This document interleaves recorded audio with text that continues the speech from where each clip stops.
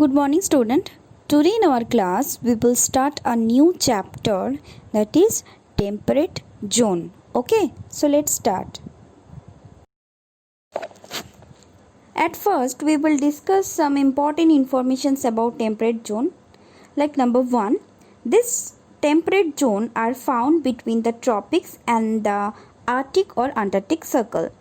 You know, temperate means neither too hot or not too cold. Okay, and this region, like the other regions, there is another two regions, hot regions and fridge regions. That two zones, like these two zones, this zones is also found in the both northern and southern hemisphere. Okay, you can see the map. Okay, and this regions too has varied vegetations based on this climate in the different part of this zone.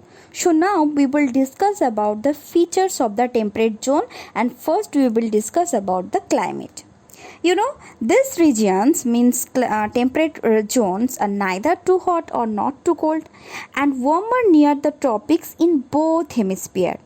Tropics means in tropic of near the tropic of Cancer and the near the tropic of Capricorn. Okay, and this regions is colder as we move away from the equator. Okay. Also, desert climate we see in the arid regions of this zone. Here, less rain than hot zone, and has four distinct seasons. Like you can see in the temperate zone, there are summer seasons, winter seasons, spring seasons and autumn seasons. Okay, now we will discuss about the natural vegetations of temperate zone. Here you can find the grassland, desert, deciduous, coniferous and Mediterranean type of forest. Okay, so grassland, what is the meaning of grassland? Where we can find grasses and acacia type of tree. That region is called grassland, and it's also this type of grassland is maximum find in this region. And next one is desert. Thorny plant and those of this fleshy stem like cactus, bubble tree are found in temperate zone. In temperate zone desert regions. Next one is deciduous. Here the tree that shed their leaves like oak, maple, beech, elm, this type of tree also found in this regions of deciduous regions. Okay. Now coniferous forest is also found in temperate zone. Okay, where you can see the tall straight cone bearing tree with the needles leaves found there. An example like pine, fir, this type of tree is found in coniferous forest in temperate regions. Okay, and the last one, here we also find the Mediterranean mixed vegetations with the deciduous, conifers, squat, bushes like lavender and rosemary type of plants we found there. Okay. Now we will discuss about the animals' life of temperate zone.